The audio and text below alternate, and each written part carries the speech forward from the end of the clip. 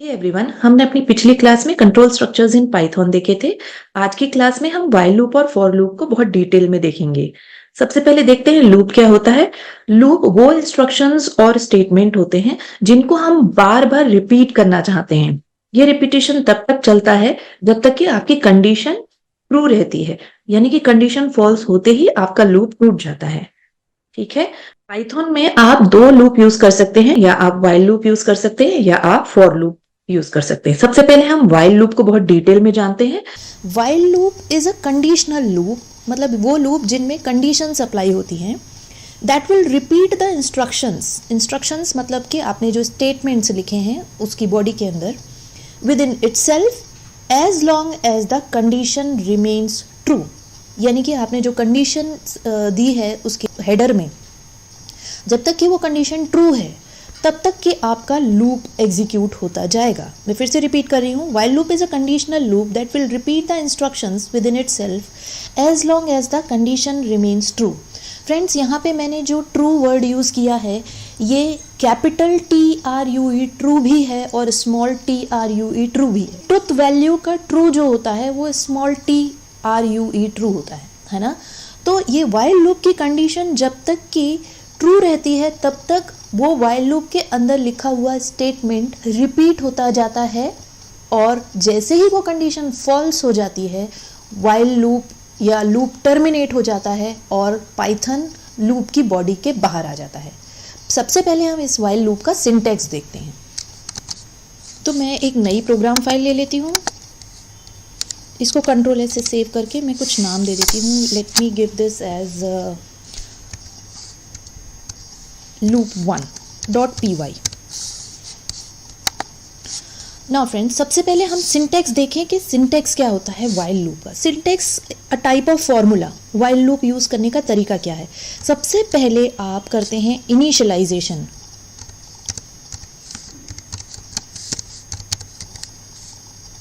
Initialisation करने का मतलब है जो भी आप लूप का वेरिएबल ले रहे हैं उस लूप के वेरिएबल को इनिशियल वैल्यू देना। उसके बाद आपको लिखना पड़ेगा व्हाइल कीवर्ड, है ना। उसके बाद आप यहाँ पे देंगे व्हाइल के बाद स्पेस देके कंडीशन। अब जैसा कि हम इफ में भी देख चुके हैं, हम कंडीशंस कैसे देते हैं। कंडीशंस देने के लिए हम रिलेशनल ऑपरेटर्स का यूज़ करते हैं, less than, greater than, equal to, less than, equal to and not equal to. इन ऑपरेटर्स का यूज़ करके आप कंडीशंस बनाते हैं और आप कॉलन लगाते हैं। कॉलन इंडिकेट करता है कि आगे आने वाली जो भी चीज़ है वो व्हाइल की बॉडी है। व्हाइल की बॉडी या जो ब्लॉक होता है वो इंडेंटेड रहता है। जैसे हमारे इफ़ में भी जो इफ़ की बॉडी होती है वो इंडेंटेड होती है, जिससे आपको पाइथन को पता चलता है कि ये व्हाइल या इफ़ का ब्लॉक है। ठीक है, यहाँ पे आप वो स्टेटमेंट देंगे जो आप रिपीट करवाना चाहते हैं, है ना। जिस चीज़ का आप लूप चाहते हैं वो स्टेटमेंट आप यहाँ पे एग्जीक्यूट करें, यहाँ पे आप मेंशन करेंगे। ठीक है, ये statement one line of statement हो सकता है या मल्टीपल लाइन ऑफ स्टेटमेंट होता है, depending on your whatever you are doing. आप जिस भी चीज़ के लिए कोड लिख रहे हैं उस पर डिपेंड करता है। उसके बाद आप जो यहाँ पे वेरिएबल ले रहे हैं लूप के लिए, उस वेरिएबल को आपको अपडेट करना जरूरी होता है। अपडेट करना मतलब you can either increment that variable or you can decrement that variable, but that really is very important, एक बहुत important step होता है। ठीक है, तो ये है फ्रेंड्स पूरा सिंटैक्स आपके व्हाइल लूप का। पहले हम देखते हैं एग्जीक्यूशन होता किस टाइप से है। सबसे पहले फ्रेंड्स, पहला लाइन आ रहा है वो है मेन इंडेंटेशन पे, तो आपने जो भी लूप का वेरिएबल लिया है वो इनिशियलाइज हो जाएगा, यानी कि प्रोग्रामर ने जो भी इनिशियल वैल्यू डाली है वो वैल्यू स्टोर हो जाती है लूप के वेरिएबल में। ठीक है, नेक्स्ट लाइन आ रहा है वो भी मेन इंडेंटेशन में है, व्हाइल कीवर्ड लिखा हुआ है, यानी कि पाइथन जाके यहाँ पे कंडीशन को चेक करेगा। इस कंडीशन को लिखने के लिए आप वही लूप के वेरिएबल का यूज़ करेंगे, है ना, जो आपने ऊपर पे इनिशियलाइज किया है। कंडीशन लिखने के लिए आप कोई भी रिलेशनल ऑपरेटर का यूज़ कर सकते हैं। ठीक है, कॉलन लगाएंगे। कॉलन इंडिकेट करता है कि आगे आने वाला लूप का बॉडी है।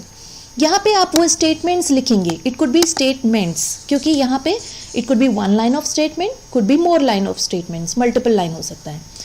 उसके बाद यानी कि ये स्टेटमेंट मतलब वो चीज़ है जो चीज़ आप रिपीट करना चाह रहे हैं बार बार। उसके बाद होता है अपडेशन। जो लूप का वेरिएबल आपने लिया है वो अपडेट करते हैं प्रोग्रामर्स, आइदर इंक्रीमेंट करेंगे या डिक्रीमेंट करेंगे, ठीक है। उसके बाद जैसे ही पाइथन यहाँ पे आता है, अपडेट होने के बाद यहाँ पे वाइल के लूप की बॉडी खत्म हो रही है। This is the last line of loop body, यानी कि वापस से पाइथन यहाँ से जाके कंडीशन को चेक करता है, यहाँ से वापस जाके कंडीशन को चेक करता है, ठीक है। अगर कंडीशन वापस से ट्रू है तो वापस से बॉडी के अंदर आएगा, फिर वही स्टेटमेंट एग्जीक्यूट करेगा, फिर लूप के वेरिएबल को अपडेट करेगा, फिर वापस जाएगा, चेक करेगा कंडीशन, अगर ट्रू है तो एग्जीक्यूट करेगा स्टेटमेंट और अपडेट करेगा वेरिएबल, फिर वापस जाके कंडीशन चेक करेगा, अगर कंडीशन ट्रू है तो बॉडी के अंदर आके ये वापस से एग्जीक्यूट करेगा ये लाइनें, और वापस से कंडीशन को चेक करता जाएगा, एग्जीक्यूट करता जाएगा until this condition remains true. ये TRUE, ये वाला TRUE भी है और ये वाला TRUE भी है, यानी कि बूलियन ट्रू भी है और ट्रुथ वैल्यू वाला ट्रू भी है।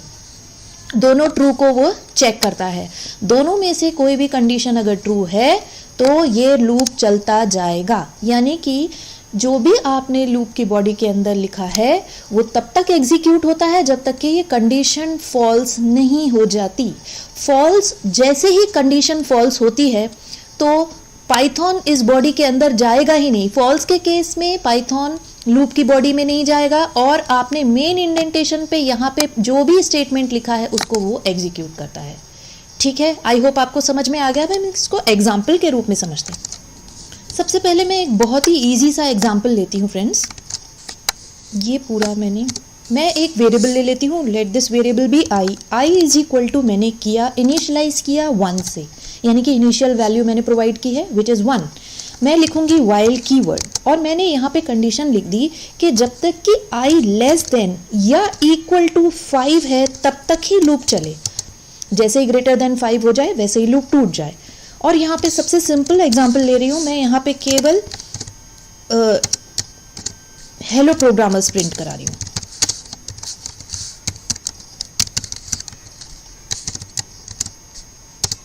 अब आपको याद होगा हमारा नेक्स्ट स्टेप होता है, हम लूप का जो वेरिएबल हमने लिया है उसको हमको इंक्रीमेंट करना है। तो आप लिखेंगे either i is equal to i plus 1 या आप लिखेंगे i plus is equal to 1। दोनों का मतलब एक ही है, आपको मैंने पिछले क्लासेस में भी बताया है, इन दोनों का मतलब एक ही होता है। तो दोनों में से कोई भी इंक्रीमेंट का तरीका यूज करेंगे। इंक्रीमेंट क्यों? क्योंकि हम 1 मतलब लेस देन 5 कर रहे हैं इसलिए, है ना।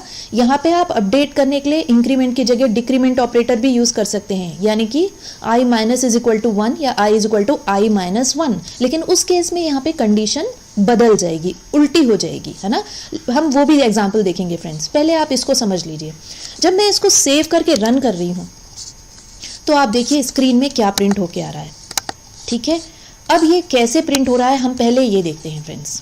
सबसे पहले एग्जीक्यूशन स्टार्ट होता है पहली लाइन से, i is equal to 1, i में स्टोर हो गया 1 लेस देन इक्वल टू 5। मैं यहाँ पे कमेंट डाल के आपको समझाती हूँ। यहाँ पे हमने लिखा था 1, तो यहाँ पे हो जाएगा condition 1 less than equal to 5। 1 तो लेस देन ही होता है, इसलिए स्क्रीन में प्रिंट होके आ गया हेलो प्रोग्रामर्स। और जैसा कि आपको पहले पिछले क्लासेस में भी मैंने बताया है, हर प्रिंट का स्टेटमेंट के बाद जैसे ही दूसरा प्रिंट आता है वो नेक्स्ट लाइन में आता है, मतलब हर प्रिंट के स्टेटमेंट के साथ एंटर की प्रेस होती जाती है, कर्सर दूसरे लाइन पे आता जाता है, ठीक है। स्क्रीन में प्रिंट होने के बाद नेक्स्ट स्टेप आपका आ रहा है इंक्रीमेंट। इंक्रीमेंट होने के केस में यहाँ पे i में ही स्टोर हो रहा है, i is equal to i plus 1। i की पहले वैल्यू है 1 और आपने कर दिया प्लस 1, यानी कि अब हो गई है 2। अब वापस से मैंने आपको क्या बताया था, लास्ट स्टेटमेंट के बाद वापस से कंडीशन जाके चेक करेगा, तो अब कंडीशन हो गई है 2 लेस देन इक्वल टू 5। बिल्कुल सही है कंडीशन तो, क्योंकि 2 5 से लेस देन होता है, इसलिए स्क्रीन में दोबारा प्रिंट होके आ गया हेलो प्रोग्रामर्स। फिर उसके बाद i इज इक्वल टू अब हो गया, पहले 1 प्लस 1 2 हो गया था, अब ये हो गया है 2 प्लस 1 जिसका आंसर होता है 3। वापस से पाइथन जाके कंडीशन को चेक करता जाएगा, मतलब ये चेक करता ही जाएगा जब तक कि कंडीशन फॉल्स नहीं हो जाती। अब हो गया है ये 3 लेस देन 5 होता है, इसलिए स्क्रीन में प्रिंट हो गया है थर्ड टाइम हेलो प्रोग्रामर्स। फिर ये इंक्रीमेंट होके अब पिछले आई की वैल्यू थी 3 प्लस 1 हो जाता है 4, इसलिए फोर्थ टाइम प्रिंट हो गया क्योंकि 4 लेस देन 5 होता है। फिर उसके बाद वापस से इंक्रीमेंट हो गई, जो वैल्यू 4 थी अब 4 प्लस 1 बन के 5 हो गई, 5 लेस देन इक्वल टू 5, यहाँ तक तो कंडीशन बिल्कुल सही है, इसलिए स्क्रीन में 5वीं बार भी प्रिंट होके आ गया हेलो प्रोग्रामर्स, है ना। अब इसके बाद जैसे ही ये हो गई है 5, आई की वैल्यू 5 प्लस 1 होता है 6, ठीक है। अब वापस से पाइथन ने जाके कंडीशन को चेक किया, क्या 6 लेस देन होता है 5? नहीं। क्या 6 इक्वल टू 5 होता है? नहीं। कंडीशन हो गई यहाँ पे फॉल्स, इसलिए आपका लूप टर्मिनेट हो गया। और वाइल लूप के बाद में हमने यहाँ पे कुछ भी नहीं लिखा था, इसलिए कुछ भी एग्जीक्यूट नहीं हुआ, इसलिए स्क्रीन में प्रिंट होके आ गया हेलो प्रोग्रामर्स, ठीक है। अगर आपने क्या किया होता, यहाँ पे इसके नीचे अगर आपने वाइल की बॉडी के बाहर लिखा होता print thank you, control S से सेव करा मैंने, और जब मैंने रन किया तो आप देखिए यहाँ पे क्या प्रिंट होके आ गया, हेलो प्रोग्रामर्स। ये लूप रिपीट होता गया जब तक कंडीशन ट्रू रही, फॉल्स होते ही लूप के बाहर आ गया पाइथन और उसने एक बार प्रिंट कर दिया थैंक यू, क्योंकि ये मेन इंडेंटेशन में है ना। तो इस तरीके से हमारा लूप चलता है। फ्रेंड्स, ये तो था एक बहुत ही सिंपल सा एग्जाम्पल, इसको हम थोड़ा सा कॉम्प्लेक्स कर लेते हैं। अब मैं स्क्रीन में प्रिंट कराती हूँ कुछ नंबर्स भी, यानी कि ये जो 1 2 3 4 5 तक नंबर चल रहे हैं उसको मैं प्रिंट कराती हूँ। तो आपको करना ये है, क्योंकि कुछ भी चीज़ प्रिंट कराना है आपको प्रिंट फंक्शन का ही यूज़ करना पड़ेगा। और कॉमा करा मैंने, एक स्ट्रिंग लिखी है उसके सामने मैंने कॉमा किया, यहाँ पे मैं एक डैश लगा देती हूँ और यहाँ पे मैं रख देती हूँ आई जो वेरिएबल मैंने लिया है वही आई के वेरिएबल को प्रिंट कराती हूँ। यानी कि हर बार के लूप के रन में आई की जो वैल्यू आ रही है ना, वो हेलो प्रोग्रामर्स के साथ में प्रिंट होती जाएगी। हम इसको रन करके देख लेते हैं। आप देखिए यहाँ पे क्या हो रहा है, हर बार के आई की वैल्यू जैसे जैसे अपडेट होती जा रही है वो यहाँ पे प्रिंट होता जा रहा है। तो इस तरीके से आप कोई भी चीज़ को रिपीट करवा सकते हैं। फ्रेंड्स, आप सोचते होंगे कि किसी भी चीज़ को रिपीट कराना है तो मैं 5 बार यूं ही प्रिंट लिख देता हेलो प्रोग्रामर्स 1 हेलो प्रोग्रामर्स, लेकिन आप इमेजिन करिए अगर आपको 1000 तक प्रिंट कराना है या कोई भी चीज़ को हज़ारों बार रिपीट करवाना है तो क्या आप उसको प्रिंट से लिखेंगे? तो वो जब आपके पास ईजी वे है करने का, तो why would you go for a tough thing. तो आप क्या कर सकते हैं, अगर मेरे को आप यहाँ पे देख लीजिए, मैं यहाँ पे क्या कर रही हूँ, ये मुझे 500 तक प्रिंट कराना है, ठीक है। ऐसे केसेस में आपको लूप का यूज़ करना पड़ेगा। अगर आप उसको प्रिंट कराने जाएंगे तो फिर वो बहुत ज़्यादा हेक्टिक रहेगा, बहुत ज़्यादा टाइम कंज्यूमिंग रहेगा, है ना। तो इस तरीके से आप कोई भी चीज़ को रिपीट करवा सकते हैं। इस तरीके से लूप रन होता है। आई होप आपको लूप जैसे रन हो रहा है वो समझ में आ रहा होगा। फ्रेंड्स, यहाँ पे मैंने आपको कंडीशन चेक का बताया कि कंडीशन कैसे चेक कर रहा है पाइथन। आई की वैल्यू पहले 1 थी तो 1 लेस देन इक्वल टू 500, ये कंडीशन ट्रू है। अब फ्रेंड्स, मैं जो बात कर रही हूँ ट्रू की, वो ये वाला ट्रू है, ठीक है। पर मैंने आपको ये बताया है कि जो वाइल की कंडीशन होती है वो कैपिटल TRUE जो बूलियन की वैल्यू है उसको भी चेक करता है, और स्मॉल TRUE ट्रू जो कि ट्रुथ वैल्यू की ट्रू वैल्यू है उसको भी चेक करता है ना। जैसे ही ये ट्रुथ वैल्यू का ट्रू फॉल्स हो जाता है, यानी कि FALSE फॉल्स स्मॉल लेटर वाला, वैसे ही लूप टूट जाता है, ये टर्मिनेट हो जाता है, ठीक है। हम इसका एक एग्जाम्पल देख लेते हैं फ्रेंड्स। इस टाइम मैं क्या करती हूँ, अपना एक स्ट्रिंग वेरिएबल ले लेती हूँ। यहाँ पे मैंने आई ले लिया है, यहाँ पे मैं लिख लेती हूँ हेलो, ठीक है। मतलब मैंने स्ट्रिंग वेरिएबल को इनिशियलाइज किया है हेलो से।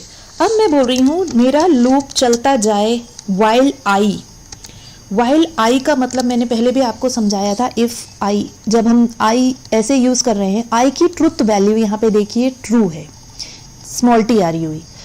ये फॉल्स कब होगी फ्रेंड्स, जब आपका स्ट्रिंग एम्प्टी होगा, यानी जब आपके स्ट्रिंग आपने कुछ भी नहीं लिया, ये एम्प्टी स्ट्रिंग है तो इसकी ट्रुथ वैल्यू फॉल्स हो जाती है ना। तो अभी क्योंकि हमने इसके अंदर कुछ स्ट्रिंग लिखा है इसलिए इसकी ट्रुथ वैल्यू ट्रू है। तो जब तक कि आई, वाइल आई का मतलब है जब तक कि आई की ट्रुथ वैल्यू ट्रू है तब तक ये लूप चलता रहेगा, जो भी आपने स्टेटमेंट लिखा है वो एग्जीक्यूट होगा। मैं यहाँ पे कुछ भी नहीं कर रही हूँ, केवल अब मैं क्या कर रही हूँ फ्रेंड्स, आपको अपडेट कराना भी जरूरी है। अपडेट कराने के लिए मैं क्या कर लेती हूँ, यहाँ पे यूजर से वापस से वैल्यू मांग लेती हूँ। यूजर से हम वैल्यू कैसे मांगते हैं, इनपुट से, है ना। तो मैं यहाँ लिखती हूँ एंटर योर नेम, ठीक है, बस। और यहाँ पे मैं लिख देती हूँ प्रिंट थैंक यू, ठीक है। मैंने एक छोटा सा कोडिंग लिखी है जहाँ पे मैंने स्ट्रिंग लिया है और वाइल आई करा है, यानी कि जब तक कि इस आई के अंदर की ट्रुथ वैल्यू ट्रू है तब तक लूप चलेगा। आई की जो भी वैल्यू यूजर ने डाली है वो प्रिंट हो जाएगी और फिर से यूजर से वो वैल्यू मांगेगा, है ना। और तब तक वो कंडीशन को वापस चेक करता जाएगा जब तक कि कंडीशन इसकी ट्रुथ वैल्यू ट्रू रहती है। जैसे ही इसकी ट्रुथ वैल्यू फॉल्स हो जाती है, यानी यूजर कुछ वैल्यू डालता ही नहीं है, फॉल्स हो गई, वहां पे थैंक यू प्रिंट कर देगा। अब हम इसको रन कर लेते हैं। अब आप देखिए स्क्रीन में ये मांग रहा है एंटर योर नेम। मैंने यहाँ पे डाला शिवाला, एंटर की प्रेस किया, स्क्रीन में प्रिंट हो गया शिवाला। फिर से बोला एंटर योर नेम, यहाँ पे मैंने डाला नीलेश, फिर एंटर किया, नीलेश प्रिंट होके आ गया। फिर इसने वैल्यू मांगी, मैंने लिखा आशुतोष, आशुतोष प्रिंट हो गया। अब इसने बोला एंटर योर नेम, मेरी मर्जी, मैं कुछ नहीं डालती। जैसे ही मैं यहाँ पे कुछ भी नहीं डालती हूँ, यानी पे मेरे स्ट्रिंग एम्प्टी हो गया, एम्प्टी स्ट्रिंग जैसे ही हुआ यहाँ पे थैंक यू प्रिंट हो गया। हम इसका एग्जीक्यूशन एक बार और देख लेते हैं फिर से। आई इज इक्वल टू हेलो, आई में स्ट्रिंग स्टोर है, वाइल आई जब तक कि ट्रुथ वैल्यू मतलब कि स्ट्रिंग एम्प्टी नहीं है तब तक लूप चलेगा। आई में वैल्यू यूजर आई की वैल्यू यानी कि हेलो प्रिंट हुआ, सबसे पहले स्क्रीन में हेलो प्रिंट हुआ था। नेक्स्ट लाइन में आया input enter your name, enter your name यहाँ पे मांगा, मैंने डाला शिवाला, ठीक है। इसके बाद जैसे ही एंटर योर नेम आया, वापस से यहाँ पे कंट्रोल यहाँ से वापस जाके कंडीशन की चेकिंग, कंडीशन की चेकिंग में जब तक कि ट्रुथ वैल्यू ट्रू है, तो आई में मैंने शिवाला डाला था, ट्रुथ वैल्यू ट्रू है, प्रिंट होके आ गया था स्क्रीन में शिवाला। फिर उसके बाद इनपुट एंटर योर नेम मांगा, यहाँ पे मैंने नीलेश लिखा, है ना। ये वाइल की बॉडी का लास्ट स्टेटमेंट था। वापस से पाइथन ने जाके कंडीशन को चेक किया, वाइल आई के अंदर ट्रुथ वैल्यू ट्रू है, इसलिए प्रिंट होके आया नीलेश। उसके बाद वापस से एंटर योर नेम मांगा, स्क्रीन में मैंने लिखा आशुतोष। वापस से पाइथन ने जाके कंडीशन देखा, आई की ट्रुथ वैल्यू तो ट्रू है, प्रिंट करा आशुतोष, इसलिए स्क्रीन में प्रिंट हुआ था आशुतोष। फिर से उसने एंटर योर नेम मांगा, इस समय मैंने एंटर की को प्रेस कर दिया तो स्ट्रिंग हो गई हमारी एम्प्टी। जैसे ही हमारी स्क्रीन एम्प्टी हुई, यहाँ पे वाइल आई की ट्रुथ वैल्यू इस केस में हो गई फॉल्स, तो लूप तभी तक चलेगा। वाइल आई का मतलब है जब तक कि ट्रुथ वैल्यू ट्रू है। वाइल आई की ट्रुथ वैल्यू फॉल्स हुई, लूप टूट गया, यानी कि टर्मिनेट हो गया। लूप के बॉडी के अंदर पाइथन जाएगा ही नहीं। और नेक्स्ट आपका मेन इंडेंटेशन में नेक्स्ट लाइन क्या है, हमने लिखा था थैंक यू, इसलिए स्क्रीन में यहाँ पे थैंक यू प्रिंट होके आ गया। इस तरीके से पूरा लूप चलता है। फ्रेंड्स, ये लूप बिल्कुल भी डिफिकल्ट नहीं होते हैं, बस जरूरत है आपको प्रैक्टिस करने की। तो आप वाइल लूप के जितने एग्जाम्पल्स, जितने प्रोग्राम्स बना सकें आप उतने बनाइए। वैसे तो मैक्सिमम नंबर ऑफ प्रोग्राम्स मैं पोस्ट करूंगी आपको, लेकिन आपको प्रैक्टिस करना बहुत ज़्यादा जरूरी है। तो प्लीज़ वाइल लूप की आप प्रैक्टिस जरूर करिएगा। अब मैं ऐसा करती हूँ, ये इस समय मैं क्या करती हूँ, यहाँ पे ना एक ये जो मैं अपडेट कर रही हूँ अपने वेरिएबल को, है ना, अपने इस केस में, इस प्रोग्राम के केस में अपडेट करने के लिए मैं क्या कर रही हूँ, यूजर से वैल्यू मांग रही थी ना। मैं इस बार ऐसा करती हूँ कि यूजर से वैल्यू ही नहीं मांगती। जब मैं यूजर से वैल्यू ही नहीं मांगूंगी तो मेरा वेरिएबल अपडेट ही नहीं होगा, यानी कि स्क्रीन में बार बार केवल hello hello hello hello print होता ही जाएगा। इस टाइप के लूप जब आप लूप के वेरिएबल को इंक्रीमेंट या डिक्रीमेंट नहीं करेंगे तो वो लूप बन जाएगा इनफाइनाइट लूप, यानी कि आपका लूप एक एंडलेस लूप होगा जो कभी टूटेगा ही नहीं। ठीक है, मैं इसको एक बार सेव करके रन करके भी बताती हूँ आपको। स्क्रीन में यह हेलो प्रिंट होता ही जाएगा, एक इनफाइनाइट लूप है जो कभी भी नहीं टूटेगा। ठीक है, मेरे को इसको एक्सप्लिसिटली फोर्सफुली बंद करना पड़ेगा। किल कर रही हूँ मैं इस प्रोग्राम को। आपने देखा इनफाइनाइट लूप हम कैसे बनाते हैं, जब भी हम कोई भी लूप के वेरिएबल को इंक्रीमेंट या डिक्रीमेंट नहीं करेंगे तो वो इनफाइनाइट लूप बन जाता है। फ्रेंड्स, जनरली हम क्या करते हैं, अगर हमको ऐसा ही कोई प्रोग्राम बनाना रहता है जब हम इनफाइनाइट चाहते हैं कि मेरा लूप चलता जाए और कोई ऐसी एक कंडीशन आ जाए जब मेरा लूप टूट जाए, है ना, तो हम जनरली इफ अंदर मतलब वाइल के अंदर हम कंडीशंस रख देते हैं। इफ़ का यूज़ करके हम कंडीशंस रख देते हैं सामने पाइथन के, और फिर हम उस लूप को डेलिबरेटली तोड़ते हैं। लूप को कैसे तोड़ा जाता है ये हम अपनी नेक्स्ट आने वाली क्लास में देखेंगे, है ना। इसके अलावा एक चीज़ और है, आप चाहें तो वाइल लूप के अंदर फिर से वाइल लूप ले सकते हैं या वाइल लूप के अंदर फॉर लूप ले सकते हैं, यानी कि आप लूप के अंदर और लूप ले सकते हैं। ऐसे लूप को हम नेस्टेड लूप बोलते हैं। अगर हम नेस्टेड वाइल यूज कर वाइल के अंदर दूसरा वाइल ले रहे हैं तो वो नेस्टेड वाइल हो जाएगा, अगर फॉर के अंदर फॉर ले रहे हैं तो नेस्टेड फॉर हो जाएगा, है ना। तो आप किसी लूप के अंदर एक और लूप चला सकते हैं, है ना। यानी कि आप चाहते हैं कि अगर आपका कोई स्टेटमेंट रन हो, लेकिन उस स्टेटमेंट के अंदर जैसे ही पाइथन जाए तो कुछ सेट ऑफ स्टेटमेंट और हैं जिनको आप रन कराना चाहते हो, तब आप नेस्टेड का यूज़ करते हो। हम अपने आगे आने वाले वीडियोस में या कुछ प्रोग्राम्स हम नेस्टेड के भी देखेंगे, पर ये नेस्टेड लूप का आप प्रोसेस फॉर लूप से और भी अच्छे तरीके से समझ सकते हैं। हम ये भी देखने वाले हैं कि हम लूप्स को तोड़ते कैसे हैं, है ना, फोर्सफुली हम अपने लूप्स को कैसे तोड़ते हैं, ये भी हम देखेंगे। एक चीज़ और फ्रेंड्स, जो आप क्या कर सकते हैं, पाइथन में वाइल के साथ भी आप एल्स लगा सकते हैं, है ना।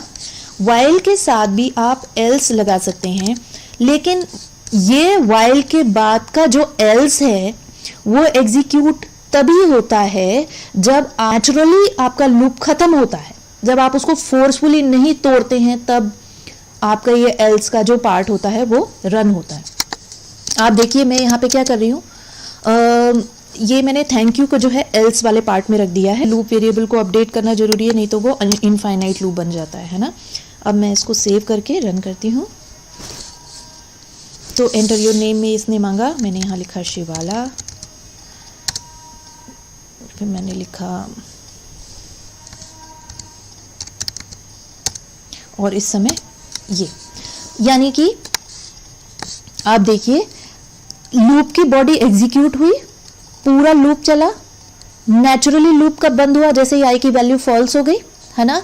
जब आपके आई की वैल्यू फॉल्स हो गई या लूप खत्म हो गया, पूरा नेचुरली खत्म हुआ, तब वो एल्स में लिखा हुआ पार्ट एग्जीक्यूट हुआ और स्क्रीन में प्रिंट हुआ। ठीक है, इस एल्स के पार्ट को या इसका यूज आप और भी अच्छे से समझ सकते हैं जब आप देखेंगे कि हम लूप को तोड़ते कैसे हैं।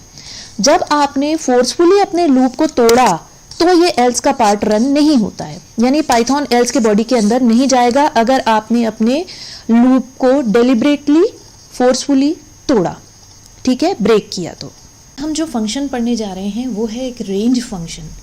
ये एक बिल्ट इन फंक्शन होता है। रेंज फंक्शन के बारे में जानना आपको इसलिए ज़रूरी है क्योंकि आगे हम जो फॉर लूप यूज़ करने वाले हैं उसमें रेंज फंक्शन का यूज़ होता है। तो इसलिए इससे पहले कि हम फॉर लूप पढ़ें हमको रेंज फंक्शन पढ़ना ज़रूरी हो जाता है। तो सबसे पहले देखते हैं हम रेंज फंक्शन होते क्या हैं। रेंज फंक्शंस वो फंक्शंस होते हैं जो नंबर प्रोड्यूस करते हैं विच इंक्रीजेस बाय वैल्यू 1, यानी कि ये फंक्शन नंबर्स प्रोड्यूस करेंगे, रिटर्न करेंगे जिनकी वैल्यू 1 से इंक्रीज होती जाएगी बाय डिफ़ॉल्ट, है ना। इसको हम कितने भी नंबर से इंक्रीमेंट कर सकते हैं। रेंज फंक्शन के 3 सिंटेक्स होते हैं। जो सबसे पहला सिंटेक्स होता है उसमें हम केवल एक ही आर्ग्यूमेंट देते हैं, और जो हम वो आर्ग्यूमेंट देते हैं वो एक स्टॉप वैल्यू होती है, यानी कि बाय डिफ़ॉल्ट पाइथन 0 से नंबर स्टार्ट करेगा और जहाँ पे आपने जो 1 आर्ग्यूमेंट दिया हुआ है, जो एंड नंबर दिया हुआ है, उससे -1 तक नंबर रिटर्न करेगा। रेंज फंक्शन का जो दूसरा टाइप होता है, जो दूसरा सिंटेक्स है, वो है जहाँ पे आप स्टार्ट वैल्यू भी देते हैं और आप स्टॉप वैल्यू भी देते हैं। अगर आप चाहते हैं कि आपका जो स्टार्टिंग नंबर है वो 0 से ना स्टार्ट होके प्रोग्रामर की मर्जी की वैल्यू से स्टार्ट हो, तो provide the starting number also, तो आप दो आर्ग्यूमेंट यूज़ कर सकते हैं। पहला आर्ग्यूमेंट रहेगा वो स्टार्टिंग नंबर जहाँ से आप चालू करना चाहते हैं, और दूसरा नंबर रहेगा वो स्टॉप नंबर जहाँ तक आप नंबर प्रोड्यूस करना चाह रहे हैं। जो तीसरा सिंटेक्स है वहाँ पे आप स्टार्टिंग नंबर भी देते हैं, स्टॉप नंबर भी देते हैं, और थर्ड आर्ग्यूमेंट जो है वो है डिफरेंस। आप स्टेप देते हैं या डिफरेंस देते हैं। अगर आप चाहते हैं आपके दो नंबर के बीच का गैप 2 हो तो आप यहाँ पे स्टेप का मतलब 2 है ना। हम इसको एग्जाम्पल के रूप में समझते हैं। आपको जब रेंज फंक्शन का यूज़ करना है तो आपको एक वेरिएबल लेना पड़ेगा, और लिस्ट फंक्शन के थ्रू हम उसको एक लिस्ट में कन्वर्ट करा देंगे, है ना। अब यहाँ पे आप अपने स्टॉप वैल्यू दे सकते हैं। हम सबसे पहला हमने सिंटेक्स देखा था रेंज फंक्शन का, हम वो यूज़ कर रहे हैं जहाँ पे हम केवल एक ही वैल्यू देते हैं, यानी कि वो एंड वैल्यू दे रहे हैं हम। तो याद रखिएगा, रेंज फंक्शन जो नंबर प्रोड्यूस करता है it is always 1 less than the stop number which you are providing, यानी कि अपर लिमिट जो आप दे रहे हैं वो 5 दे रहे हैं यहाँ पे, तो वो 5 it will never produce, it will produce 1 less then that upper limit.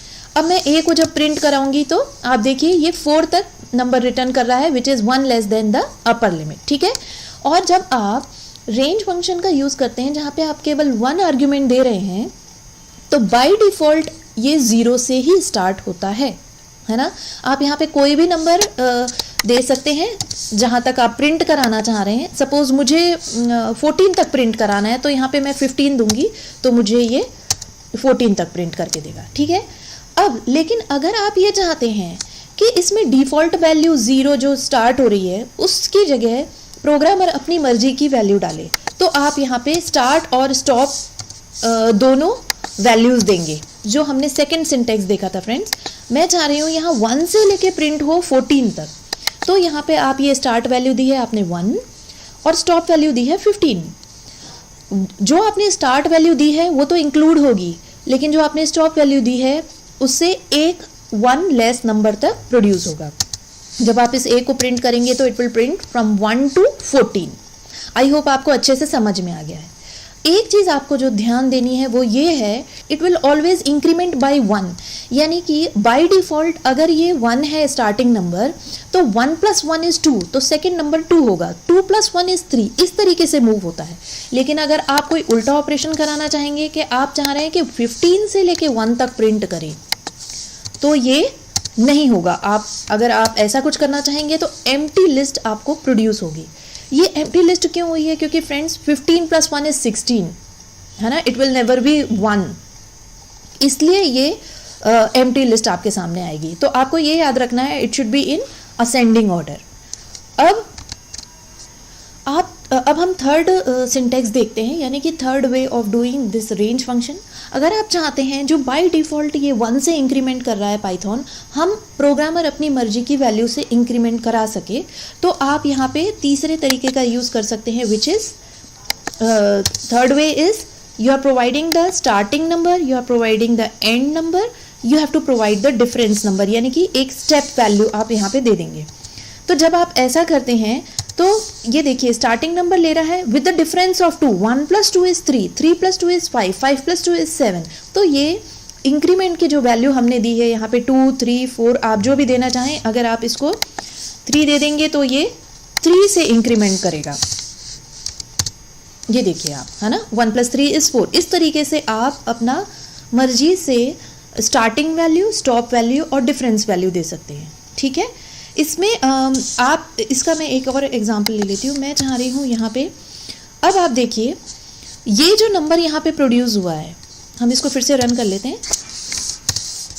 1 से लेके मैंने प्रिंट करवाया था विद द डिफरेंस ऑफ 2, तो ये देखिए आप 1 के बाद 3 आ रहा है, यानी कि पूरे ऑड नंबर प्रिंट हो रहे हैं, है ना।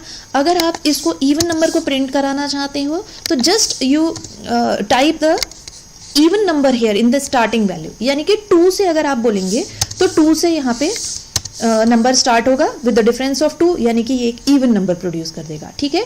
It could be 2, it could be 4, it could be 6, आप जहाँ से भी चाहते हैं आप वहाँ पे स्टार्टिंग वैल्यू दे दीजिए। अब अगर मैं उल्टा करने की कोशिश करूँ, यानी कि मैं चाह रही हूँ कि ये 1 से तो स्टार्ट हो और 15 तक प्रिंट हो, -1 मैंने अगर यहाँ पे दे दिया तो क्या होगा? कारण क्या है? 1 - 1 is 0, है ना, तो ये उल्टा जा रहा है। और यहाँ पे आपको आपने एंड वैल्यू दी है 15, है ना, which should be in increasing order, तो ये पॉसिबल नहीं है। तो अब अगर आप वैल्यू दे रहे हैं, मैं इसी को ऐसा करती हूँ, I will start from 15 and I will print till 1। अब मैं जब a की वैल्यू को प्रिंट कराऊंगी तो क्या मिला मुझे, 15, 14 ऐसे करके 2 तक मिला, है ना। बट आप चाह रहे हैं अगर 1 भी इंक्लूड करना चाह रहे हैं तो यहाँ पे आप क्या करिएगा, 1 की जगह यहाँ पे क्या दे देंगे आप, 0। तो देखिए ये 1 भी आपको प्रोड्यूस हुआ। तो इस तरीके से अगर आप रिवर्स ऑर्डर में प्रिंट कराना चाह रहे हैं तो आपको क्या करना पड़ेगा, स्टार्टिंग वैल्यू आपको ज़्यादा वाली देनी पड़ेगी और स्टॉप वैल्यू जहाँ तक आप चाह रहे हैं प्रिंट कराना with the difference of -1। So this will take you to the backward count, आपको बैकवर्ड काउंट ये प्रोड्यूस कर देगा, है ना। आप you can even provide negative, अगर आपको नेगेटिव नंबर्स प्रिंट कराने हैं तो आप यहाँ पे वो भी करवा सकते हैं। मैं चाह रही हूँ यहाँ पे, let me take a new shell, मैं एक नया शेल ले लेती हूँ। यहाँ पे मैंने टाइप किया a इज इक्वल टू और लिस्ट फंक्शन से कन्वर्ट करा दिया रेंज फंक्शन को। अब मैं यहाँ पे वैल्यू दे रही हूँ 0 से स्टार्ट हो और -10 तक प्रिंट हो, है ना, मतलब कि ये 0 से पीछे ले जा रही हूँ मैं। तो लेकिन अगर आप यहाँ पे पॉजिटिव वैल्यू देंगे तो फिर से वही प्रॉब्लम आ जाएगी। अब आप जब a को प्रिंट कराएंगे तो आपको एम्प्टी लिस्ट क्यों मिली है, क्योंकि 0 + 1 से आपको पॉजिटिव नंबर मिलेंगे। यहाँ पे आपने जो स्टॉप नंबर दिया है वो नेगेटिव में है, तो उस केस में आपको यहाँ पे क्या करना पड़ेगा, ये पॉजिटिव देने की जगह अगर आपने यहाँ पे नेगेटिव दिया होता तो आप देखिए ये आपको यहाँ पे नेगेटिव नंबर्स मिल जाते। तो इस तरीके से आप रेंज फंक्शन का यूज़ कर सकते हैं। हमने तीनों रेंज फंक्शन यूज़ कर लिए हैं फ्रेंड्स। एक रेंज फंक्शन जिसमें हमने केवल स्टॉप वैल्यू दी थी, स्टार्ट और स्टॉप वैल्यू वाला भी यूज़ किया है, स्टार्ट, स्टॉप और स्टेप वैल्यू भी यूज़ की है। अब फ्रेंड्स मैंने आपको बोला था कि जब आप ये रेंज फंक्शन का यूज़ करते हैं, आपने यहाँ पे सपोज एक स्टेप वैल्यू दी है, तो ये क्या प्रिंट करा रहा है, ये आपको प्रिंट करा रहा है 0 से लेके 9 तक। अगर आपको रिवर्स में प्रिंट करना है तो एक तरीका है फ्रेंड्स, आप क्या कर सकते हैं, इसमें एक बिल्ट इन फंक्शन यूज़ कर सकते हैं। एक बिल्ट इन फंक्शन और होता है REVERSED, रिवर्स्ड। अगर आप इस रेंज फंक्शन को रिवर्स्ड फंक्शन के अंदर एनक्लोज कर देंगे, the number printed in the reverse order, ठीक है, ये आप इवन 2 आर्ग्यूमेंट के साथ भी कर सकते हैं। मैं चाह रही हूँ ये 1,10, ठीक है। तो इस तरीके से आप रिवर्स ऑर्डर में भी प्रिंट कर सकते हैं, लेकिन आपको एक एडिशनल फंक्शन यूज़ करना पड़ रहा है, वो है रिवर्स्ड फंक्शन। ये एक बिल्ट इन फंक्शन है, आपको कोई लाइब्रेरी इंपोर्ट करने की ज़रूरत नहीं है, बिल्ट इन फंक्शन है ये, ठीक है। तो इस स्टेटमेंट में हमने, आप देखिए, हमने 3 फंक्शंस का यूज़ किया है। लिस्ट फंक्शन ने एनक्लोज किया रिवर्स्ड और रेंज को, और रिवर्स ने एनक्लोज किया है रेंज फंक्शन को, है ना। ये रिवर्स का आर्ग्यूमेंट केवल ये रेंज फंक्शन है, लेकिन ये लिस्ट का आर्ग्यूमेंट ये पूरा है, ठीक है, ये भी एक ही फंक्शन हो गया। You can also access the item in the range by index. आप क्या कर सकते हैं, इंडेक्स प्रोवाइड कर सकते हैं। मैंने ये रेंज फंक्शन का यूज़ किया। अब मैं यहाँ पे क्या कर रही हूँ कि यहाँ पे मैं एक इंडेक्स प्रोवाइड कर रही हूँ। आई होप आपको इंडेक्स पता होगा। लिस्ट में जो एलिमेंट्स होते हैं उन सारे एलिमेंट्स को इंडेक्स मिला हुआ होता है। वो इंडेक्स स्टार्ट होता है 0 से, यानी कि अगर आपके लिस्ट में 3 एलिमेंट हैं तो जो पहला एलिमेंट है उसका इंडेक्स 0 होता है, दूसरे एलिमेंट का इंडेक्स 1 होता है और तीसरे एलिमेंट का इंडेक्स 2 होता है। तो आप इंडेक्स से भी नंबर्स को आप एक्सेस कर सकते हैं। यहाँ पे मैंने इंडेक्स दिया है 1 इंडेक्स के अंदर जो वैल्यू है वो रिटर्न करे, यानी कि 1 इंडेक्स में 1 ही होगा। अगर आपको सबसे पहला एलिमेंट रिटर्न करवाना है तो यहाँ पे 1 की जगह मैंने आपको क्या बताया था, 0 इंडेक्स से ही स्टार्ट होता है। आपका पहला जो इंडेक्स होता है वो 0 होता है। तो आपको याद होगा ना, जब हमने रेंज फंक्शन का यूज़ किया है और कोई स्टार्टिंग वैल्यू नहीं दी है तो सबसे पहले वैल्यू 0 होती है। तो हमने 0th इंडेक्स के एलिमेंट को एक्सेस करना चाहा है, तो 0th इंडेक्स में 0 मिलेगा हमारे को, क्योंकि सबसे पहली वैल्यू तो 0 होती है, ठीक है। इस तरीके से आप इंडेक्स भी दे के अपने पर्टिकुलर इंडेक्स में जो नंबर है उसको रिटर्न करवा सकते हैं। ये देखिए, मैंने 2 इंडेक्स पे देखा तो 2 इंडेक्स में 2 स्टोर होगा, now one more thing, you can even slice the list. आप क्या कर सकते हैं, हमने अभी तक स्लाइसिंग का यूज़ नहीं किया है, हम अभी जब लिस्ट पढ़ेंगे, हम स्ट्रिंग पढ़ेंगे तो उसमें हम स्लाइसिंग का बहुत डिटेल में देखेंगे, बट एक छोटा सा ओवरव्यू मैं आपको दे देती हूँ। स्लाइस का मतलब होता है पूरी एक लिस्ट है, उसका एक टुकड़ा, उसका एक स्लाइस अगर आप प्रोड्यूस करना चाह रहे हैं, उसका यूज़ करने का तरीका मैंने लिया है मैंने। अब मैं यहाँ पे स्लाइस दे रही हूँ। स्लाइस देने के लिए आपको स्क्वायर ब्रैकेट का यूज़ करना पड़ेगा, और आप चाहेंगे, मैंने कहा कि 2 से लेके 5 ये यहाँ तक का नंबर्स एलिमेंट स्लाइस हो जाए, है ना। तो 2 इंडेक्स से लेके 4 इंडेक्स तक स्लाइस हो जाएगा, तो यू विल गेट 2, 3 एंड 4। अगर आप यहाँ पे 5 की जगह यहाँ पे सपोज मैंने यहाँ पे 6 डाल दिया या 7 डाल दिया, तो ये अगर आप देखेंगे तो 2, 3, 4, 5, 6, 1 less than the last value. तो आप अपने इस पूरे रेंज की वैल्यू को स्लाइस भी करवा रहे हैं। वैसे तो ये स्लाइस का फंक्शन जो है वो लिस्ट का फंक्शन होता है, ठीक है। अब हमने एक चीज़ देखी कि हम जब रेंज फंक्शन का यूज़ कर रहे हैं तो जो नंबर हमको यहाँ पे आर्ग्यूमेंट में क्या देना हो रहा है, एक इंटीजर ही देना हो रहा है। अगर हम फ्लोटिंग वैल्यू देने की कोशिश करेंगे तो हम एक बार देख लेते हैं। हमने ये सेम फंक्शन यूज़ कर रहे हैं और यहाँ पे मैं यूज़ कर रही हूँ 1.0, इट कुड बी 10.0 कर देती हूँ मैं। तो आपको यहाँ पे क्या एरर मिला है कि फ्लोट, आप आर्ग्यूमेंट में फ्लोटिंग वैल्यू नहीं दे सकते हैं, ठीक है। लेकिन अगर आपको फ्लोटिंग वैल्यू का यूज़ करना है तो उसका भी तरीका है। सबसे पहले मैं एक नया शेल ले लेती हूँ। यहाँ पे आपको इंपोर्ट करना होगा numpy, ठीक है। अब फ्रेंड्स, आप लोग को, बहुत सारे लोगों को एक एरर मिलेगा, वो ऐसा एरर होगा MODULE, मॉड्यूल नॉट फाउंड। ऐसा एरर मिलेगा जब आप इंपोर्ट numpy करेंगे तो आपको एक एरर मिलेगा। अगर आपको ऐसा एरर मिल रहा है, इसका मतलब ये है numpy इंस्टॉल नहीं है, आपको इंस्टॉल करना पड़ेगा। तो उसको इंस्टॉल करने का तरीका क्या है, आप विंडो, जो आपके कीबोर्ड में विंडो का साइन बना रहता है और आर का साइन बना रहता है, उसको जब आप टाइप करेंगे तो you will get a run command. यहाँ पे आप टाइप करिए CMD। जब आप CMD टाइप करेंगे, यहाँ पे आपको टाइप करना है, जिनके पास भी numpy इंस्टॉल नहीं है, थर्ड पार्टी सॉफ्टवेयर है, आपको टाइप करना पड़ेगा PIPINSTALL और NUMPY। यहाँ पे ये टाइप करके एंटर की को प्रेस कर दीजिए। बट मैं अभी नहीं कर रही हूँ क्योंकि मेरे पास ऑलरेडी numpy इंस्टॉल है, इसलिए मुझे करने की ज़रूरत नहीं है। बट आप PIP इंस्टॉल numpy टाइप करेंगे और कुछ टाइम लेगा इंस्टॉल होने में, और वो थर्ड पार्टी सॉफ्टवेयर इंस्टॉल हो जाएगा, ठीक है। तो ये तरीका है इंस्टॉल करने का। जब आपके numpy इंस्टॉल हो जाए तो आप टाइप करेंगे import numpy।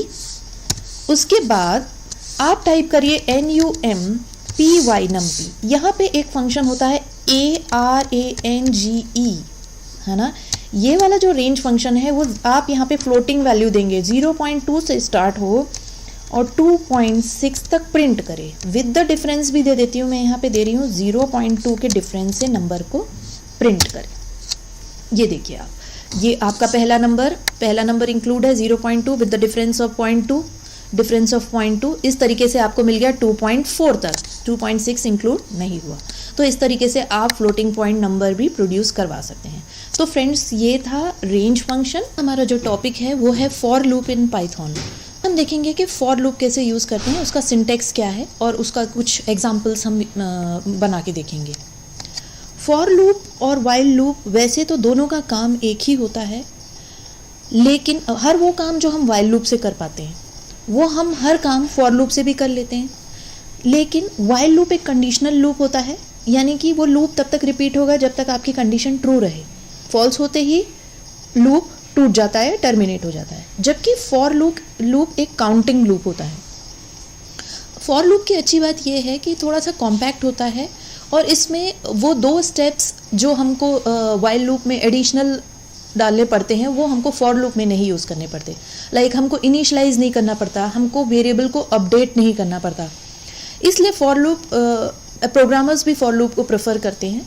चलिए हम पहले उसका सिंटैक्स देखते हैं। फॉर लूप आपको लिखने के लिए फॉर कीवर्ड का यूज़ करना पड़ेगा। फिर उसके बाद एक स्पेस देंगे और कोई भी वेरिएबल नेम आप यहाँ पे लेंगे। फॉर में स्पेस देने के बाद एक वेरिएबल नेम लिखेंगे आप, कोई आइडेंटिफायर। इन कीवर्ड का यूज़ करेंगे, एक मेंबरशिप ऑपरेटर होता है इन एंड नॉट इन।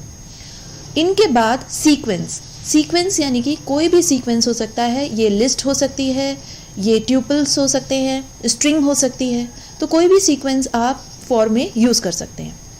और कोलन लगाएंगे, colon indicates that here begins the body of the loop. फिर उसके बाद आप जो स्टेटमेंट लिखेंगे वो इंडेंटेड रहेगा। इंडेंटेशन से पाइथन को पता चलेगा कि this is the body of for loop. तो ये जो सेट ऑफ स्टेटमेंट्स आप लिखेंगे वो रिपीट होते जाएंगे जब तक कि सीक्वेंस का लास्ट एलिमेंट ख़त्म नहीं हो जाता। यानी उस सीक्वेंस में अगर 3 एलिमेंट हैं तो 3 बार फॉर लूप चलेगा। हम इसको एग्जाम्पल के थ्रू समझते हैं पहले। तो सबसे पहले मैं एक प्रोग्राम फाइल ले लेती हूँ नई, इसको कंट्रोल एस से सेव कर लेती हूँ।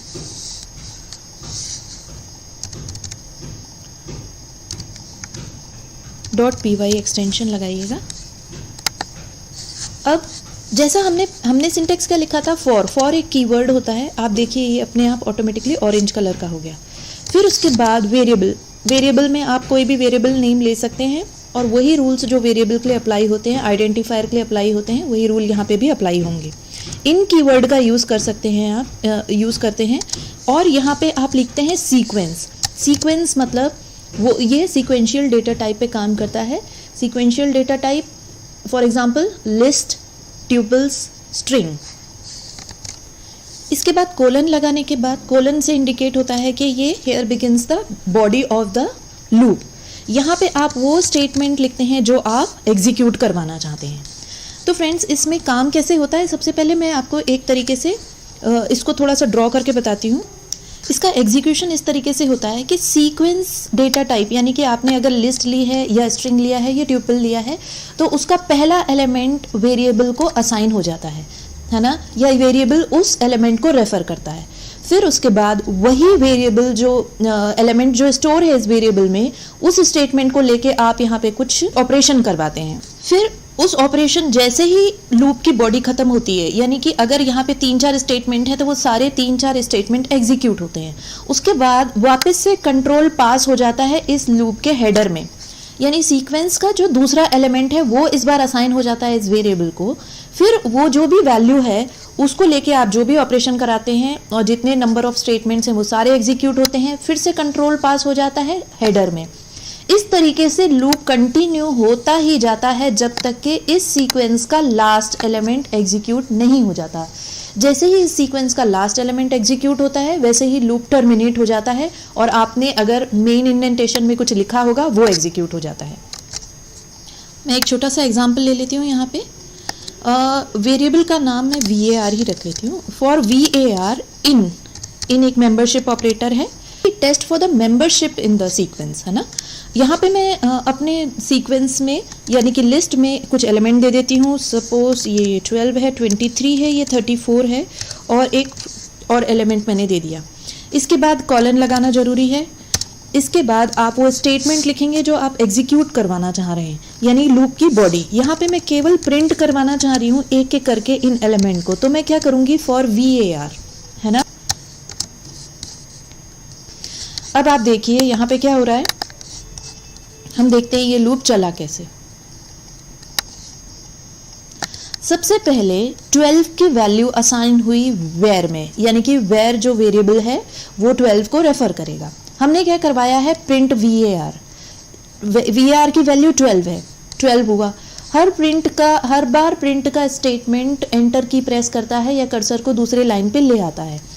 सेकंड रन जब हुआ, आपने जैसे ही लूप की बॉडी खत्म हुई सारी, वापस से कंट्रोल पास हो जाएगा हेडर में जो हमने देखा था। नेक्स्ट एलिमेंट है 23। Now 23 is assigned to var, ठीक है। हम प्रिंट करा रहे हैं var की वैल्यू, तो लास्ट स्टोर एलिमेंट है 23 प्रिंट हो गया। फिर से कर्सर नेक्स्ट लाइन पे आया।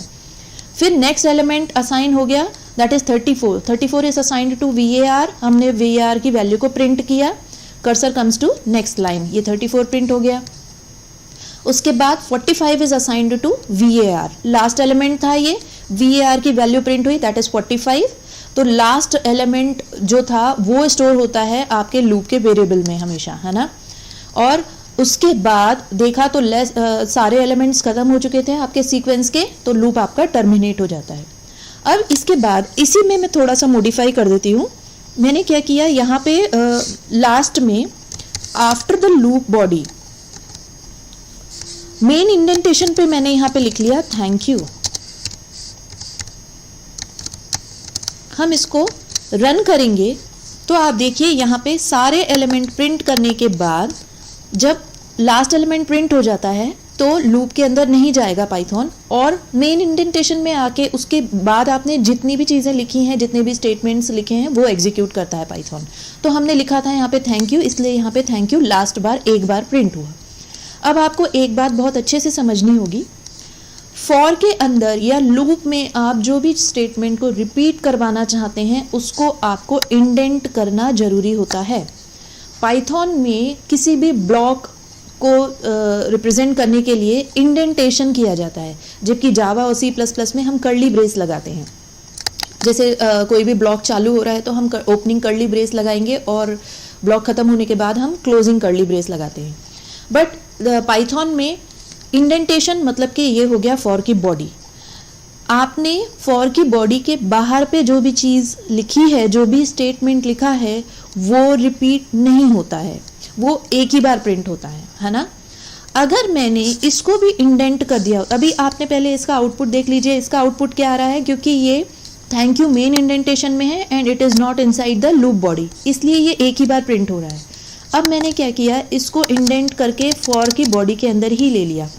जब मैंने इसको सेव करके रन किया तो हर बार आप देखिए अब क्या हो रहा है, VAR की वैल्यू प्रिंट हुई 12, उसके बाद थैंक यू, क्योंकि thank you is inside for loop, so this will also be repeated. तो यहाँ पे थैंक यू इसके बाद प्रिंट हुआ, फिर again the control will go here, 23 print हुआ, फिर से थैंक यू प्रिंट हुआ। तो जितनी बार आप यहाँ पे जो भी स्टेटमेंट लिखेंगे वो हर बार रिपीट होता है, इसलिए आपको ये बात समझनी होगी। कई बार क्या होता है, हम किसी भी एक्सप्रेशन का कैलकुलेशन अगर आप चाहते हैं कि एक ही बार प्रिंट हो और एंड वैल्यू प्रिंट हो, तो you have to keep it outside the loop, यानी कि उसको मेन इंडेंटेशन में रखना होगा। लेकिन अगर आप चाहते हैं कोई भी चीज़ ऐसी जो आप हर बार रिपीट करना चाहते हैं, you have to take it inside the body of the loop. तो जैसा मैंने आपको पहले भी कहा था, फॉर में और वाइल में ये अंतर होता है। आप देखिए ये हमने लूप की वेरिएबल लिया है विच इज़ VAR, हमको इसको इनिशियलाइज नहीं करना पड़ा, ना ही यहाँ पे हम अपडेशन के लिए कोई भी इंक्रीमेंट या डिक्रीमेंट ऑपरेटर का यूज़ यहाँ पे नहीं कर रहे हैं, हमको नहीं करना पड़ता। So that is why for को लोग प्रेफर करते हैं, ठीक है। अब इसी एग्जाम्पल को ये मैंने लिस्ट का एक डेटा टाइप ले लिया। Now let me take a string. यहाँ पे आप कोई भी सीक्वेंस का डेटा टाइप ले सकते हैं। मैंने यहाँ पे एक स्ट्रिंग ले ली है।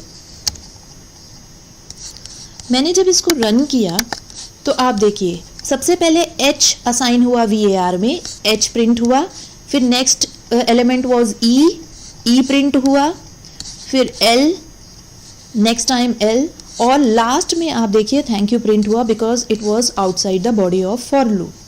अभी तक हमने जो यहाँ पे सीक्वेंस लिया है, स्ट्रिंग हो या लिस्ट हो, वो काफ़ी छोटी है, जिसमें आप देखिए स्ट्रिंग में भी 5 ही एलिमेंट्स हैं और हमने जो लिस्ट ली थी उसमें भी 4 ही एलिमेंट्स थे। लेकिन तब क्या, जब आपकी लिस्ट बहुत बड़ी हो, आपके नंबर ऑफ एलिमेंट्स बहुत ज़्यादा हों, सपोज़ आपके लिस्ट के अंदर 100 एलिमेंट्स हैं, तो are you going to type here, अगर ऐसा हुआ तो क्या आप यहाँ पे स्क्वायर ब्रैकेट लगा के वो पूरे 100 एलिमेंट्स को टाइप करेंगे? नहीं। तो अगर हम ऐसा करेंगे तो हम अपना काम ही बढ़ा रहे हैं। हम आप देखिए प्रोग्राम की रीडेबिलिटी कहाँ जाएगी, कैसा दिखेगा वो प्रोग्राम। तो हमारी उस मेहनत को बचाने के लिए एक फंक्शन है जिसके बारे में हम पहले भी पढ़ चुके हैं, and that is range function. अगर आपकी लिस्ट बहुत बड़ी है या स्ट्रिंग बहुत बड़ा है, तो आप अगर उस लिस्ट के एलिमेंट्स पे अगर आप कोई ऑपरेशन करना चाहते हैं तो हम यूज़ करते हैं रेंज फंक्शन। तो मैं अब यहाँ पे लिख देती हूँ RANGE रेंज, और यहाँ पे मैं ले लेती हूँ 10 से लेके 30 तक, यानी 20 एलिमेंट्स पूरे मैंने यहाँ पे ले लिए, है ना। तो जब अब मैं इसको अगर रन करूँगी तो आप देखिए यहाँ पे एक एक करके सारे एलिमेंट इस लिस्ट के प्रिंट हो गए, स्टार्टिंग फ्रॉम 10 टिल 29, है ना। अगर आपको 30 भी चाहिए तो यहाँ पे आपको अपर लिमिट 31 देनी होगी, तब 30 तक प्रिंट होगा। तो फ्रेंड्स, इस तरीके से आप रेंज के फंक्शन से क्या कर सकते हैं, अपना ये लूप का जो आप जो कोड लिख रहे हैं वो इजी कर सकते हैं, है ना। फ्रेंड्स, हर बार जब ये लूप की बॉडी एग्जीक्यूट होती है उसको इटरेशन कहा जाता है। जितनी बार भी ये लूप की बॉडी पहली बार एग्जीक्यूट होगी तो पहला इटरेशन है, पहला लूपिंग है ना। और दूसरी चीज़, ये जो फॉर लूप होता है वो n number of time repeat होता है। And what is that n? वो n होगा आपकी length of the sequence which you are taking. Suppose अगर स्ट्रिंग में 10 एलिमेंट हैं या 10 कैरेक्टर्स हैं तो that will be n will be 10, है ना। तो वो डिपेंड करता है लेंथ ऑफ योर सीक्वेंस पे, ठीक है। अब हम कभी भी कोडिंग लिखते हैं तो हम इतनी इजी चीज़ें, इतने इजी काम नहीं करते हैं। हम क्या करते हैं कि डिपेंड करता है आप किस चीज़ पे प्रोग्राम लिख रहे हैं, पर आप ये जो वैल्यू एक एक करके असाइन हो रही है इस वेरिएबल पे, आप उस वैल्यू को उसके अंदर भी कुछ ऑपरेशन कर सकते हैं। हम जनरली अगर हम कुछ कंडीशन को चेक करना चाहते हैं फॉर लूप में या वाइल लूप में, दोनों ही लूप में, तो हम यहाँ पे इफ कंडीशन का यूज़ करके आप अपनी कंडीशन यहाँ पे स्पेसिफाई कर सकते हैं। फॉर एग्जांपल मैं ऐसा कर देती हूँ, अगर ये जो वेर मतलब वेर के अंदर जो भी वैल्यू है इसका मॉडुलस 2, यानी कि हम जब 2 से डिवाइड करें तो इसका रिमाइंडर अगर 0 बचता है तो उस केस में स्क्रीन में प्रिंट होना चाहिए। आप देखिए यहाँ पे ये इफ फॉर की बॉडी है, इसलिए इंडेंटेशन इसका देखिए कहाँ आ रहा है, फॉर की तरह ही इंडेंट है। और ये जो प्रिंट है वो इफ की बॉडी है, इसलिए ये और ज्यादा इंडेंटेड है ना। तो ये इसका खास ध्यान रखिएगा आप। तो स्क्रीन में प्रिंट हो जाना चाहिए, क्या प्रिंट होना चाहिए, वेर कॉमा इज इवन, मतलब इवन नंबर है ये, और एल्स भी किसके अंदर आया, ये फॉर की बॉडी का इंडेंटेशन ही फॉलो करेगा, है ना। एल्स के बाद भी कॉलन लगाइए और यहां पे प्रिंट कर दीजिए var comma is odd number.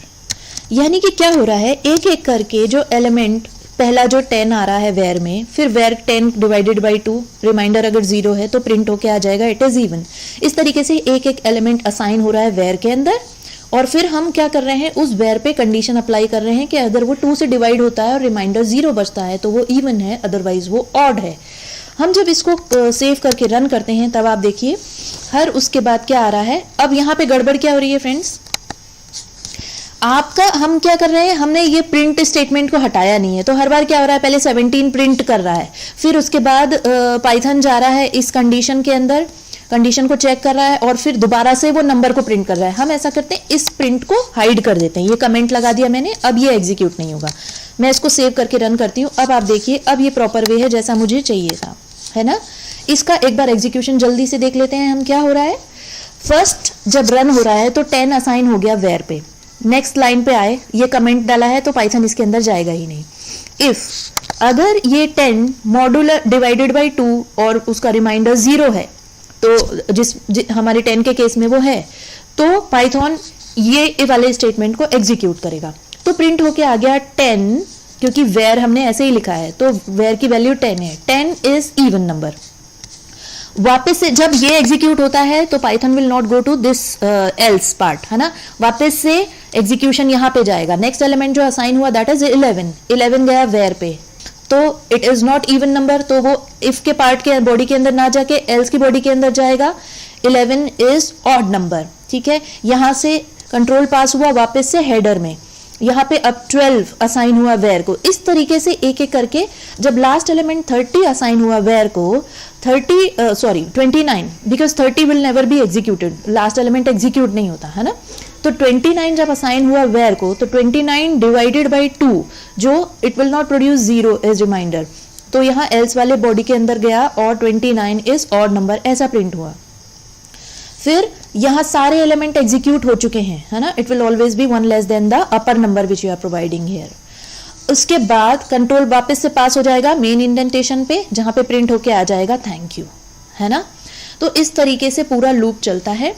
अब जैसा मैंने बताया, फॉर के अंदर आप इफ यूज कर सकते हैं कंडीशन चेक करने के लिए, इसी तरीके से वाइल के अंदर भी आप इफ यूज कर सकते हैं कंडीशन चेक करने के लिए, ठीक है। इसके अलावा आप फॉर के अंदर एक और फॉर ले सकते हैं। अगर आप चाहते हैं कि एक लूप तो चले, लेकिन जब वो लूप चल रहा है तो उसके अंदर बहुत सारे लूप चले या एक और लूप चले, मतलब लूप के अंदर और लूप चले, तब आप यूज कर सकते हैं फॉर के अंदर फॉर, जिसको हम नेस्टेड फॉर बोलते हैं, ठीक है। ऐसे ही आप वाइल में भी यूज कर सकते हैं, लेकिन जनरली हम फॉर के साथ नेस्टेड फॉर लगाते हैं और नेस्टिंग करते हैं। आप इजी से फिर कॉम्प्लेक्स की स्टेप के ऊपर जाएं, तो पहले इसकी प्रैक्टिस करिएगा, फिर हम आगे हम नेस्टेड फॉर भी देखेंगे। फ्रेंड्स, मैं एक चीज़ आपको और बताना चाह रही हूँ, जैसा कि मैंने वाइल के साथ भी आपको बताया था, पाइथन में ही आप ऐसा कर सकते हो। क्या कर सकते हो आप, मैं ये हटा देती हूँ, केवल मैं यहाँ पे प्रिंट करवा रही हूँ वेयर की वैल्यू को, है ना। आप अपने लूप के साथ, चाहे वो फॉर हो चाहे वो वाइल हो, इन दोनों लूप के साथ आप एल्स भी यूज कर सकते हैं। और ये एल्स केवल तब एग्जीक्यूट होगा जब आपका लूप नेचुरली कंप्लीट हुआ है।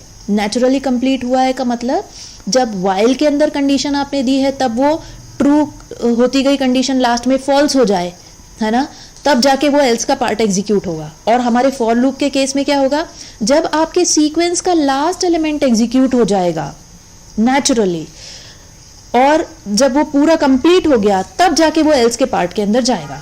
लेकिन अगर आपने फोर्सफुली किसी लूप को टर्मिनेट कर दिया है, चाहे वो वाइल लूप हो चाहे वो फॉर लूप हो, तब पाइथन इस एल्स के बॉडी के अंदर जाएगा ही नहीं। ये आपको खासकर ध्यान रखना है। यहाँ पे मैं एक स्टेटमेंट प्रिंट करवा देती हूँ, ending loop after printing all element of sequence.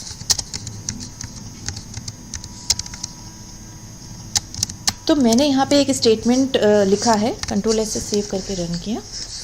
ये देखिए आप, ये लास्ट में एक ही बार एग्जीक्यूट होगा, और वो उसी केस में केवल एग्जीक्यूट होता है जब आपका लूप नेचुरली खत्म होता है, ना कि फोर्सफुली टूटता है।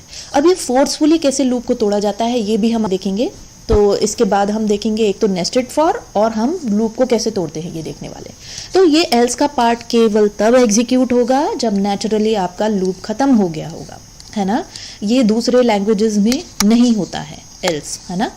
तो यहीं पे अपनी क्लास खत्म करते हैं। आई होप आपको बहुत अच्छे से समझ में आ गया होगा फॉर लूप का एग्जीक्यूशन कैसे होता है और हम फॉर लूप को कैसे यूज़ कर सकते हैं।